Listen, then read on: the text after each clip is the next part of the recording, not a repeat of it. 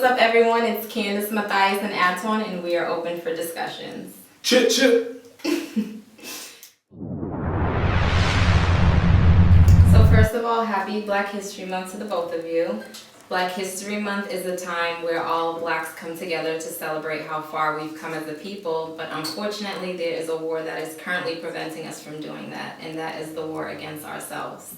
So on this episode of Open for Discussions, we will be discussing the light skin versus dark skin phenomenon. So before we get into anything, can one of you briefly explain to the viewers who may not know what the light skin versus dark skin war is?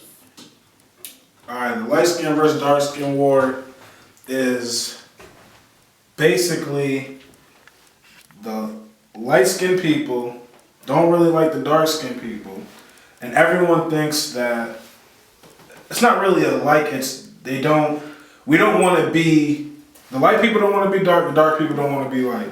And we have a self-hate towards each other. So for example, if I took a selfie with my phone up here, someone would say, that's some light-skinned nigga shit. Mm-hmm. You know, like there's certain things that have been attributed to the way, the color of your, if you're a certain color, you do things a certain way. Mm-hmm. And if you're a certain color, you can't do things the same way the other people do. Okay.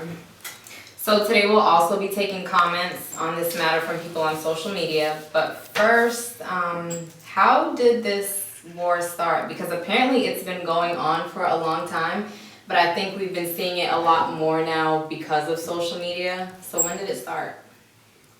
Okay. Well, I think it started back during slavery. Okay. Obviously, when you're African, you look, like myself, or darker, maybe lighter. And what happened was when we were brought to this country as slaves, the slave masters was having sex with the slaves and creating light-skinned babies.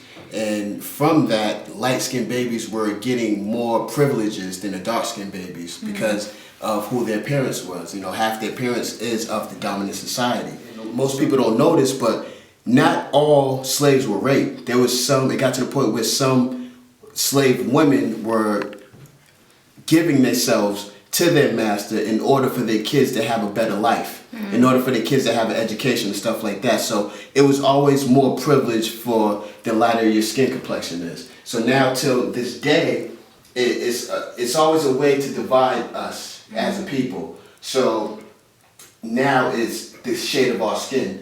And we live in a country where, white is the standard of success. So the closer you are to white, the more quote unquote beautiful you are. So light-skinned people are being put on the pedestal. So Nega Hipster from Instagram, she Shout left out a to Nega comment. Hipster. She left a comment, and I quote, "The whole light is better goes all the way back to the slavery days when the fair skin got to be in the house.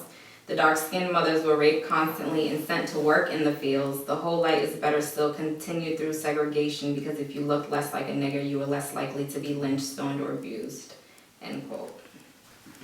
So, in this day and age, do you still think one shade is more favorable over the other? Because we've heard the brown paper bag rule. If you're the color of a brown paper bag or lighter, you're good. Or light skin is the right skin. But then we also hear the blacker the berry, the sweeter the juice, or whatever the case is, or my black is beautiful. So is there one side that has more favor than the other, you think? I don't think it matters what color your skin is, but I feel like for entertainment purposes, people just say, if you're light skin, you say, yo, light skin is the right skin. Like, if you're not light. And is that because it's closer to being white? I think that's where it originated from, but I think now it's just like my skin color is the best type thing. It's like, I think it's partially because it's your own skin color, like it's your own complexion, and if you're saying, all right, there's light skin and there's dark skin, if you're saying, all right, well, I'm light skin, that's obviously what I'm not gonna, root for dark skin. But then another side could be the whole it's closer to white. We grew up in a country where the people who run this country don't look like us. The dominant society are Caucasians. Yeah, we're gonna keep it trail. The dominant society are Caucasians. So ever since Africans came to this country as slaves, those Caucasians, the dominant society, made the darker complexion seem evil. They made us. At first they called us animals. They didn't treat us as human beings. Till this day, you got people like Michael Vick who killed a fucking dog, and you got people like George Zimmerman who killed a human being, and George Zimmerman is walking free on the streets, and Michael Vick got more of a consequence than George Zimmerman. So when you grow up in this society, you're raised by these people who are oppressors. You know what I'm saying? Like, if you come up in America, 99% of your teachers are going to be white, and they teaching you what they want to teach you. There was a quote from one of my friends named Esther. She said, "History is told by the victor, not the victim." So we all know who the victors are. It's the people who run this country.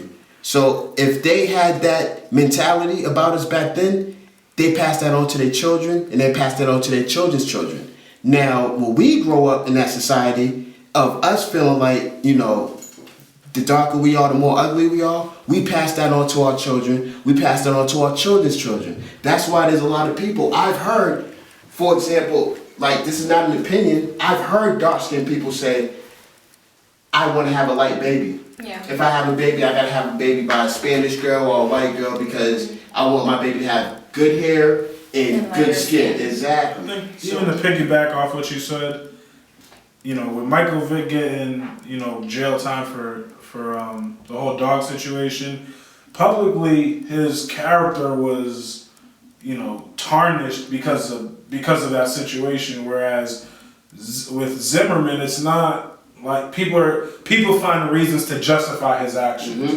and with Michael Vick, it's like there's no way to justify his actions. He's dead wrong, you know. But taking the life of another person isn't.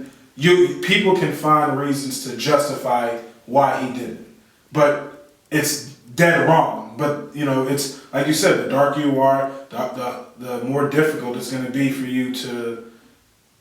In those situations, it's going to be difficult to become, I guess, victorious, for lack of a better word. At the end of the day, regardless if you're light skin or dark skin, you're still black. And when a white person is looking at you, regardless if you're light skin or dark skin, they're looking at you as if you're still black. So my thing is, why do light skin and dark skin people think they're two different breeds of people? Music, movies, and the media.